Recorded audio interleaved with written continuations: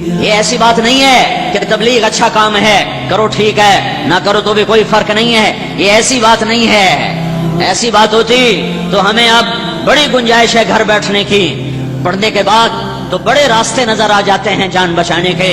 پڑھنے کے بعد جنہوں نے قانون پڑھا ہوتا ہے وہ کیسے لوگوں کو الجھا لیتے ہیں اور اپنے آپ کو کیسے بچا لیتے ہیں، اپنے آپ کو کیسے نکال لیتے ہیں کہ وہ قانون کی ہیرا پھیریاں سمجھتے ہیں۔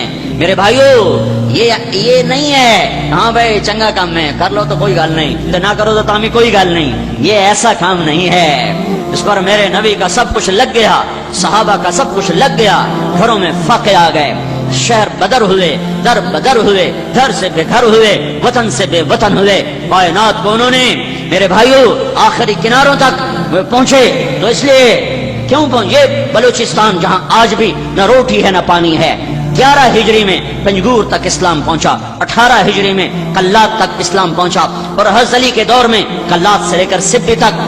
آج بھی میں ابھی وہاں سے میرا چلا چل رہا ہے، بلوچستان کا سفر کیا ہے، آج بھی انسان نظر نہیں آتے۔ تو آج سے 14 صدی پہلے وہاں کیا تھا جس کو فتح کرنے کے لیے خلفائے راشدین کے دور میں یہاں صحابہ پہنچے ہوں؟ کچھ لوگ رہتے تھے جھونپڑوں میں، یہ جہنم میں جانے سے بچ جائیں اس لیے ان تک لشکر اسلام پہنچے ہیں۔ عبد الرحمن بن سمرہ بلوچستان میں سو گئے، خزدار اور کلات کے بیچ ایک علاقہ تھا زیری، اس میں ان کی قبر بنی، وہیں ان کا انتقال ہوا۔ عثمان رضی اللہ تعالیٰ عنہ کے دور میں اس علاقے کے گورنر تھے یہ۔ بھائیو یہ تو اس امت کا مقصد تھا، مقصد اسی کوئی بات نہیں، مستحب ہے، تبلیغ مستحب ہے۔ جب علماء سے سنتا ہوں تو میرا کلیجہ چر جاتا ہے، کیسے سمجھاؤں، کہاں سے الفاظ لاؤں جو دستک دے سکیں دل کے دریچوں پر۔ جو پھرے گا وہ سمجھے گا، جو پھرے گا وہ سمجھے گا۔ درد کو درد والا محسوس کرتا ہے، دوسرے کو کیا پتا کہ یہ کیوں تڑپ رہا ہے۔ وہ نبی کا جو درد نبوت تھا، جو درد نبوت کہ کوئی جہنم میں جانے نہ پائے، کوئی گمراہ ہی کی موت نہ مرے، اس درد نے بے قرار کیا میرے نبی کو، صحابہ کو۔ تو تب تو وہ ماہی بے آب کی طرح تڑپے، پارے کی طرح بے قرار ہوئے اور ہوا کی طرح پھیلے، اور جب تک زندگی نے وفا کی اور جہاں تک وہ جا سکتے تھے دنیا کا آباد حصہ لا الہ الا اللہ کی آواز سن چکا تھا۔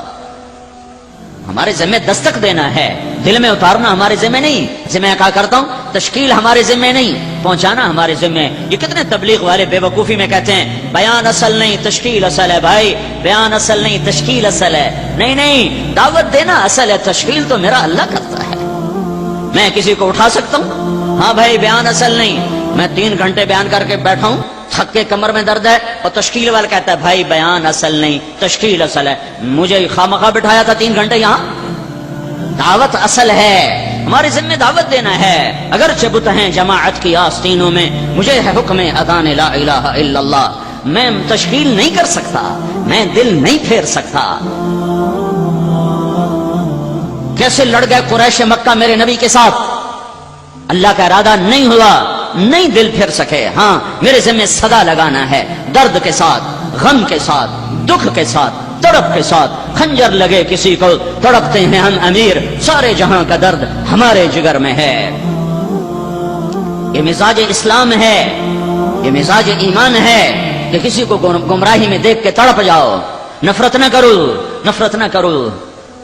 وہ اداکار آتے ہیں، یہ سٹیج کے اداکار آتے ہیں، مولانا جمشید صاحب سے آ کر رات کو 2-2:30 بجے ان کو اٹھاتے ہیں، 2-2:30 بجے 80 سال کا بوڑھا۔ تو جواد وسیم صاحب جو اداکاروں میں کام کر رہے ہیں، وہ 2 باتوں پہ کہتے ہیں سارے اداکار روتے ہیں، 2 باتوں۔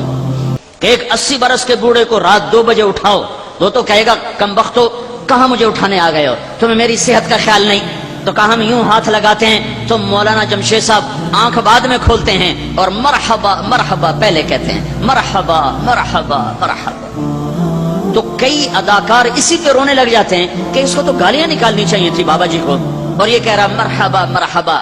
پھر مولانا جمشید صاحب کہتے ہیں بھائی وہ ہماری بچیوں کا کیا حال؟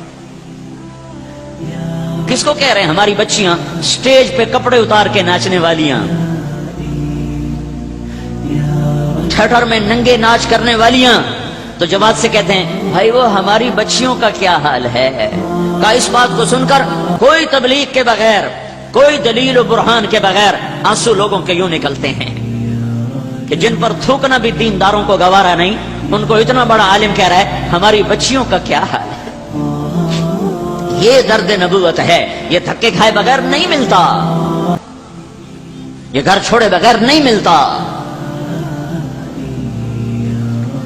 ہاں یہ اتنا آسان، درد نبوت ایک عمل ہے، کبھی عرش پر، کبھی فرش پر، کبھی در بدر، کبھی ان کے گھر، ہمیں عاشقی تیرا شکریہ میں کہاں کہاں سے گزر گیا، کبھی راستوں میں تنہا، کبھی ہوں ورود صحرا، میں جنوں کا ہم سفر ہوں، میرا کوئی گھر نہیں ہے۔